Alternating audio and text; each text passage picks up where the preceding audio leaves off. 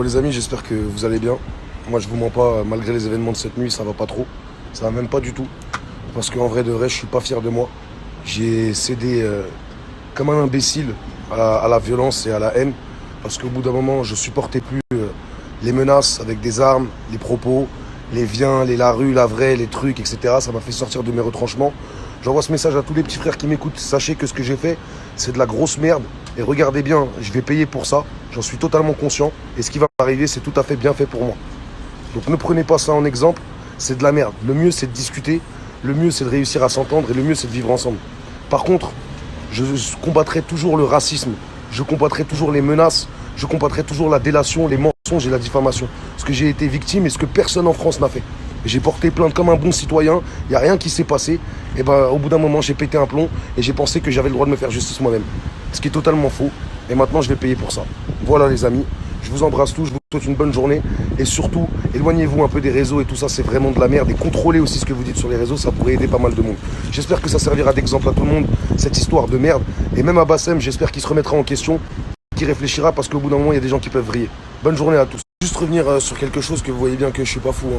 Il y a 2 ans, et tout le monde s'amuse à me ressortir cette bagarre où j'étais complètement bourré, où à 9 h du matin, je me suis super mal comporté avec un automobiliste qui était avec son fils et sa femme. Et je vous mens pas, quand je me suis mangé les patates dans la gueule, j'étais bien content de les manger parce que j'ai fait que de la merde. Et moi, je suis comme ça. Quand je me fais taper et que je suis en tort, ça me fait du bien. Et par contre, je peux vriller de l'autre côté.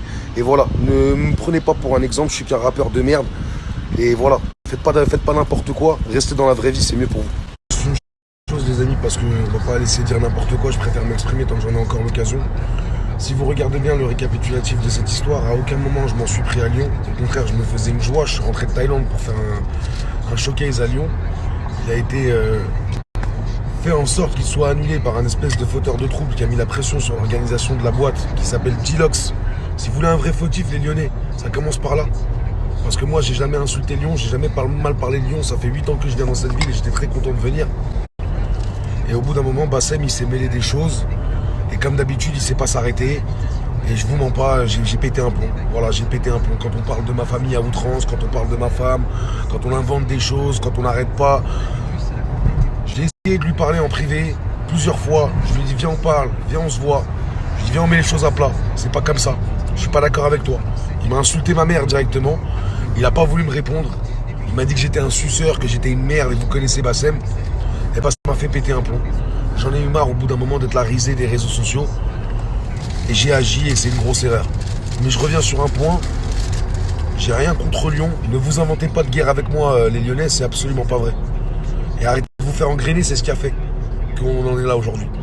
Et autre chose, s'il vous plaît, ne faites pas comme si je m'étais levé un matin et que je m'en étais pris à Bassem pour rien. On peut faire un petit récapitulatif du nombre de fois où il m'a insulté, du nombre de fois où il a parlé de moi, facochère, ma bite, ceci, cela, ceci, cela.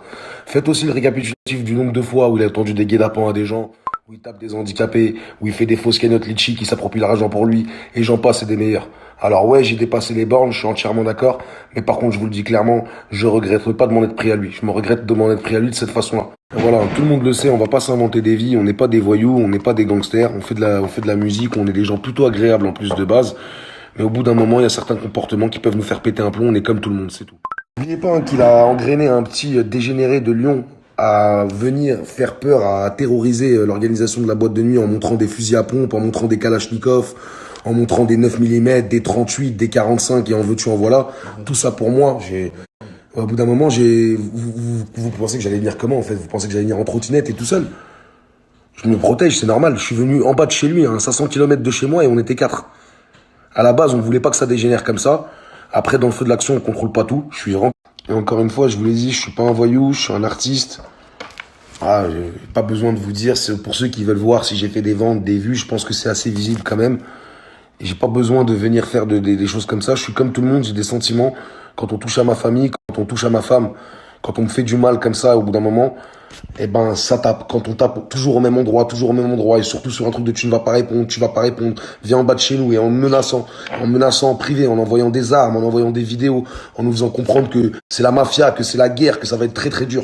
Comment vous voulez que je vienne le voir? Sans parler de ma mère, hein, parce que vous croyez que nos parents n'ont pas les réseaux sociaux, ou qu'ils ne voient pas, ou qu'il n'y a pas des gens qui leur répètent de la famille ou quoi. Évidemment que ça crée du trouble. à la maison. Donc au bout d'un moment, on est tous comme des petites casseroles, on a de petits degrés d'eau, et puis quand ça déborde, ça déborde. Et quand ça déborde, malheureusement, ça déborde pour de vrai. Maintenant, ça serait une belle leçon pour tout le monde, comme quoi il faut se contenir. D'une, dans les réponses, comme moi je l'ai fait, et de deux aussi dans les questions, dans les paroles aussi. Il faut fermer un peu sa gueule, ça ferait du bien à tout le monde.